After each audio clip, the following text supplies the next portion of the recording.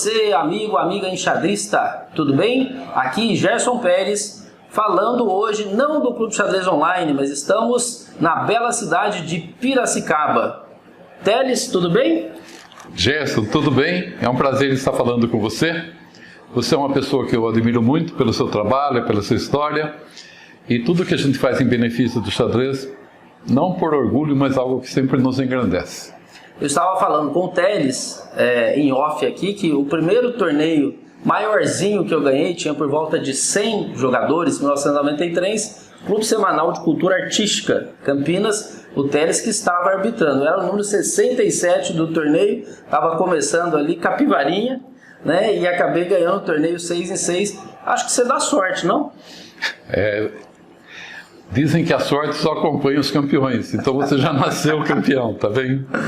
Bom, o desafio 21 dias de xadrez é um evento 100% online e 100% gratuito. São 42 vídeos de treinamento que eu gravei, 8 entrevistas com grandes personalidades do xadrez brasileiro, tá uma aqui inclusive, e 8 e-books. Então nós vamos conhecer agora o Roberto Teles de Souza, árbitro internacional. Como é que você conheceu o xadrez? Minha história é curiosa. Eu tinha aproximadamente 9 anos de idade, quando meu pai, que era carteiro aqui em Piracicaba, nós éramos uma família pobre, humilde. Meu pai veio com a sua bicicletinha, que ele entregava carta com bicicletas, falou: filho, eu trouxe um presente. Ele havia encontrado, jogado na rua, no lixo, um jogo de xadrez, as peças de um jogo. E ele me deu de presente. E falou: ó, não sei se o jogo está completo. Eu fiquei super maravilhado. Mas não tinha um tabuleiro, que na época eu chamava de quadrado. O quadrado não veio. Então eu fiz um de papel. Eu colei pedaços de jornais, tirinhas cinzas para as casas escuras e de um caderno de desenho, o que sobrou as folhas, a parte branca. E mostrei para o meu pai, eu colei com cola de trigo. E falei: pai, tá bonito o quadrado que eu fiz? Ele olhou e falou: tá bonito, filho, só que não é 10 por 10, é 8 por 8. Então foi assim que eu aprendi xadrez. Meu pai sabia os movimentos básicos, depois me ensinou. E a partir daí eu notava que o jogo era praticado nas barbearias, entre os barbeiros que lá trabalhavam pessoas. Isso aí exerceu um fascínio total sobre a minha vida. Chegando a um ponto que parte da minha vida é dedicada ao xadrez. Eu amo o xadrez. Depois aprendi a gostar de outros esportes de inteligência, inclusive damas, sou presidente da Federação Paulista de Damas. E não tem como falar que eu gosto mais um ou outro, porque não é como filho, mas é assim. O que é mais interessante? Futebol de salão, ou basquete, ou vôlei? Não tem como comparar, porque a quadra é a mesma, mas as modalidades são diferentes. E isso é o xadrez para mim. E quando que surgiu o jogo de damas? O jogo de damas surgiu já que eu estava relativamente adulto, 34 anos. Digo relativamente porque ainda eu estou em formação. E eu era presidente do Clube de Xadrez de Piracicaba e apareceu um garotinho com 11 anos que começou a jogar muito bem. E ele ia todas as tardes lá, mas às tardes não havia enxadristas, só damistas. E então ele aos poucos foi jogando damas, que é o falecido Lélio Marcos Sarcedo, que ficou o primeiro campeão mais jovem brasileiro de jogo de damas do país, de tanto jogar damas, já não tem idade.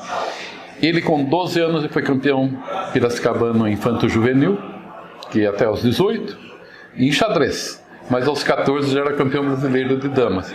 Daí me envolvi e tentei regulamentar o jogo de damas no país, valorizando a federação, a confederação, levando o sistema suíço, levando o sistema de rating. Primeiro rating de damas no país eu calculei na mão, mesmo porque não havia nem calculadora científica boa e muito menos computador.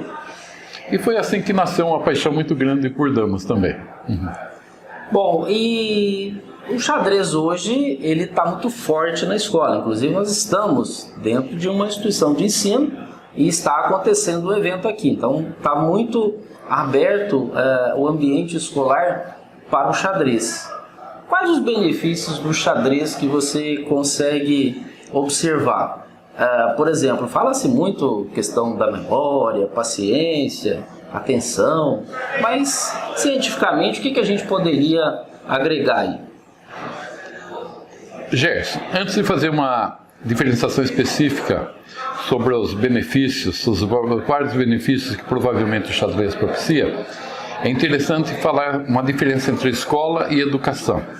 Escola, propriamente, é o local onde se praticam as atividades educacionais de maneira formal, enquanto educação é um processo de preparação do ser humano para a vida, para as várias possibilidades que a vida oferece, ou mesmo para que a pessoa saiba superar as adversidades e conquistar seu lugar no espaço. Enfim, todos nós necessitamos viver. Então, o papel de uma escola é um papel educacional. O xadrez é uma interessantíssima ferramenta pedagógica, que ele vai contribuir, independentemente das pesquisas científicas terem comprovado plenamente, ele vai contribuir, no mínimo, para a capacidade de tomada de decisão. E jogar xadrez é ser levado a tomar contínuas decisões. Eu até inventei uma frase esquisita, que o xadrez é a vida de mentirinha, mas é de verdade. Porque, para tomar uma decisão, eu tenho que ver quais os elementos concretos, objetivos que eu tenho em mão, as regras, os limites do que eu posso fazer ou não, levantar várias hipóteses e suposições do que ocorrerá depois da minha decisão, e algumas são importantíssimas. Na vida, algumas vezes, não tem mais retrocesso, mas no xadrez ainda eu tenho chance de tentar minimizar os efeitos de uma solução que não tenha sido a melhor. Esse treinamento chama-se propedêutico. Propedêutico é toda atividade que eu aprendo, toda uma forma de pensar que eu aprendo, que eu não sei onde eu vou aplicar. E o xadrez propicia essa capacidade de nós tomar decisões, assim como necessariamente é um treinamento mental. As ciências, as biociências mostram que o xadrez aumenta a quantidade de sinapses em conexão. Mas independentemente disso, a gente observa que quem joga xadrez normalmente pensa de uma maneira diferenciada. Ele se antecipa às decisões, ele pensa, ele reflete. Isso é propedêutico. Quantos médicos, quantos engenheiros não se lembram, mas eles devem ao xadrez uma capacidade de intelecto cognitivo e o seu desenvolvimento anterior, quando ainda na infância. Um médico, ao analisar as várias possibilidades de um problema, na verdade ele está jogando simbolicamente um tipo de xadrez. Perfeito. O Teles, a gente vê hoje, por exemplo, muitos enxadristas que era difícil você encontrar enxadrista no passado. Tem muita gente hoje jogando xadrez, mas muita gente online. E qual o reflexo que você acha nos clubes? Os clubes se mantêm, por exemplo, nós tivemos aí a Exclama, né? Você fundou, deu prosseguimento à Exclama, fundou vários clubes, né? E hoje ela tem um perfil diferente. Fala da empresa e essa mudança, à medida que foi tendo esse xadrez online, essa tecnologia, a internet, mudou o perfil do enxadrista?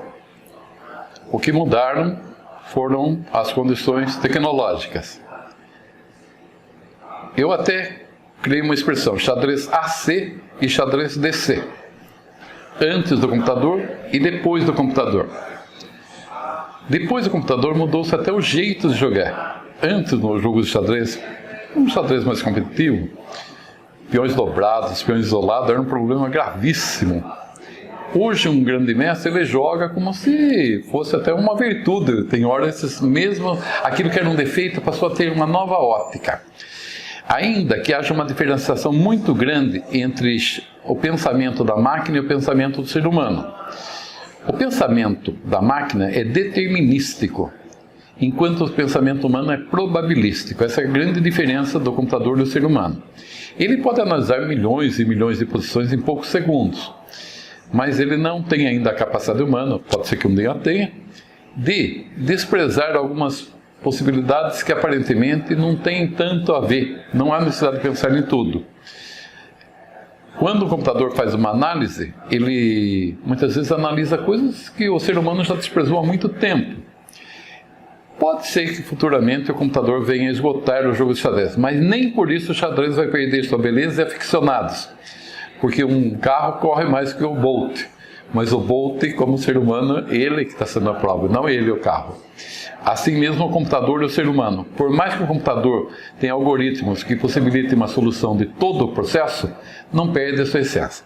Quanto à Exclama em si, a Exclama foi uma ideia de criação de clubes de xadrez, clubes e escolas de xadrez. Era uma ideia simples.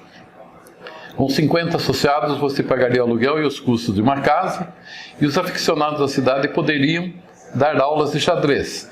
Esses professores, monitores de xadrez, ganhariam 75% do valor das horas aulas e 25% ficaria para a cobertura da escola caso não tivesse associados. Uma ideia que deu certo por um tempo, mas, como você disse, a internet, outros recursos tecnológicos levaram as pessoas a se afastarem dos lugares físicos em si. Então hoje joga-se xadrez, curiosamente alguns até muito bem, só pelo computador. Eu conheço alunos aí que jogam, estudam computador, só nunca jogaram um torneio na vida. Quando eu os convido, eles falam, não sei se eu vou ou não. Eles não sabem a beleza de encontrar seres humanos reais. Tomara que nunca a humanidade perca esse sentido de beleza, que é conviver próximo a um ser humano real e não a um ser humano virtual. Então minha crítica ao xadrez pela internet não tem nada com o xadrez em si. É pelo isolamento e pela ilusão que se cria de amizades próximas quando elas são distantes. Mas eu penso que é um processo irreversível e a gente vai ter que conviver. E a Exclama, que foi essa ideia, uma série de escola, ela também mudou seu perfil. Ela atende basicamente mais pela internet, as perguntas são o que eu devo jogar nessa posição ou naquela, que não é especializada da Exclama. Porque o papel da Exclama agora, atualmente, é a implantação do jogo de xadrez nas escolas como ferramenta propedêutica. Ok, você é o cara do estudo. Matemática, filosofia, sociologia. Esqueci alguma coisa? Não, eu poderia falar outras coisas, mas vai dar a impressão que exercício vai dar. Eu sou psicanalista clínico. O primeiro curso que eu fiz foi licenciatura, bacharelado, a princípio em matemática, depois licenciatura. Lecionei alguns anos mais para ensino médio, matemática e física. Depois foi sociologia, que é ciências sociais, pós em filosofia. Aí fiz outros cursos além desse. O último que eu fiz foi em 2015, concluí em 2015, direção de cinema. Fiz por curiosidade intelectual apenas. Eu sou um profissional em curiosidade intelectual. Bacana. Bom, o xadrez, ele, a cada dia, assim, quando a gente olha os torneios, lá atrás, as 3 primeiras rodadas, o jogador forte, ele ganhava facilmente. Tomava as peças, dava mate rápido. Hoje tem mestre já caindo na primeira rodada. E de onde que veio essa criança, esse jovem? O cara tem aula online, joga, testa as linhas dele. Será que o conhecimento de xadrez hoje ele está mais socializado? Hoje está mais fácil progredir em xadrez que no passado? Uma pergunta complexa essa, uma vez que é difícil ainda avaliar todas as transformações que a computação trouxe para a humanidade. Nós sabemos que não é uma mudança conjuntural rápida, é algo que veio para ficar. Então hoje existe um novo ser humano que pensa diferenciado. Nós trabalhamos, por exemplo, com alunos que eles ficam ouvindo música enquanto conversam com alguém, enquanto o professor está dando aula. E coitado do professor perguntar, o que eu estou falando? Ele vai falar certinho o que o professor está ouvindo. Existe até uma pluralidade de captação de todas as informações ao mesmo tempo, que não havia no passado. Agora, quando você fala que jogadores surpreendem, até os jogadores mais fortes nas primeiras rodadas, principalmente suíço, em que nas primeiras rodadas os mais fortes enfrentam os mais fracos, isso se deve à democratização da informação pela internet. O maior fenômeno da história humana de democratização do conhecimento, que não teve o monopólio das igrejas, o monopólio das religiões, foi a democratização do conhecimento. Então hoje um aluno por si vai buscar o conhecimento. O xadrez no passado era interessante. Era a única atividade esportivo recreativo, que fazia com que um aluno pedisse para o pai comprar um livro. Eu nunca vi na minha vida um aluno que gosta de matemática pedir para o pai comprar um livro a mais de matemática. Mas é inevitável que uma criança que começasse a jogar xadrez quisesse que o pai comprasse um livro para estudar espontaneamente. Isso se perdeu, porque hoje não é um livro físico, mas as crianças, quando começam a jogar xadrez, elas gostam, elas começam a estudar.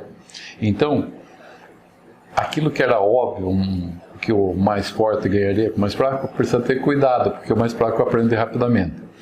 E a outra coisa, o computador, embora a entrevista não seja de computador, mas sobre computadores, o computador inverteu uma relação didático-pedagógica. Antes, os mais velhos ensinavam para os mais novos. E isso foi subvertido à medida que um pai já não sabe usar as funções do celular ou as várias possibilidades de uso do computador. E a criança por si, sem ler manual, sem conversar com ninguém, ela descobre tudo por si. Isso é interessante porque ele cumpre um papel fundamental da educação. Porque educar? O que é educar? Educar é preparar pessoas autônomas que pensem por si com a consciência de respeito ao próximo. E a pessoa, ao buscar a informação na própria rede, ela está sendo autônoma. Isso é uma coisa fantástica que propicia. E a gente vê isso no xadrez, que eles por si vão aprendendo outros conceitos. Legal. Pessoal, então nós estamos chegando ao final dessa entrevista. Ainda vamos ter o Teles no Workshop Brasileiro de Xadrez, aí já uma palestra mais técnica. Vou deixar então aqui as considerações finais. Vamos lá. Bom, xadrez, reafirmando, é uma importante ferramenta de treinamento mental para as tomadas de decisão. Alguns dizem que aumenta a sociabilidade, quem pratica xadrez não tem Alzheimer. Ainda que sejam muito discutíveis essas outras premissas, uma delas parece que é inevitável. A pessoa é treinada a tomar decisões. Então, investir no xadrez não é gastar. Investir, quando um pai propicia o filho estudar, fazer um curso de xadrez, participar de um torneio, ele não está tendo gasto algum, ele está investindo, compartilhando naquilo que é tão bonito que a humanidade criou. Só uma curiosidade, o xadrez tem várias origens, tem origens lendárias, origens oficiais, falam que nasceu na Índia, Chaturanga, depois passou para o Irã, no Irã não, a antiga Pérsia, e depois os árabes estenderam para a Península Ibérica. Mas uma curiosidade, no século VI a.C., o xadrez era praticado muito na Pérsia, muito, já é época de Maomé. Como a religião islâmica impõe muito controle sobre tudo que é jogos, assim, eles proíbem o jogo. O xadrez ficou proibido por um tempo na antiga Pérsia. E os juristas e sacerdotes tiveram um período de muita contradição. Mas xadrez não é jogo, é jogo. Até que um hábil jogador de xadrez, que por coincidência era jurista, convenceu os demais que o xadrez não é um jogo. O xadrez é uma prática, é um treinamento militar. Como eles têm a Guerra Santa, o Jihad, então o xadrez serviria como um instrumento básico. E assim o xadrez ficou aprovado. Quando houve o golpe do Irã, já Irã agora, século XX, em que o Shah Reza Pahlavi é derrubado pelo Ayatollah Khomeini, a primeira liberação do Khomeini foi proibir xadrez, chamando de jogo demoníaco. No dia da morte do Khomeini, o seu sucessor, o Khamenei, Ayatollah Khamenei, restituiu o xadrez, voltou ao xadrez, dizendo: Khomeini condenava o xadrez porque jogava mal, e não porque é o mal. O xadrez é um benefício para a humanidade. Pessoal, sabe aquele seu moço que eu falo? Pois é dele, tá? Esse seu moço é do Teles, quando eu conheci há quase 30 anos, né? Esse jeito, parece jeito mineiro, né? De lidar com as pessoas, mas não é mineiro, não. Você nasceu aqui e mora em Rio Claro.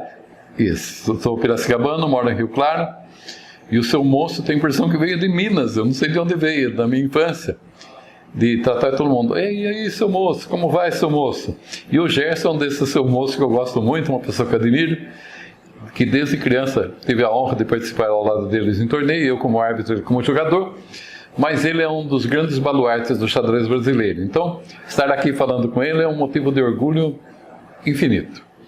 Muito bem, então acompanhem aqui os nossos vídeos, que em breve teremos aí mais entrevistas. Valeu!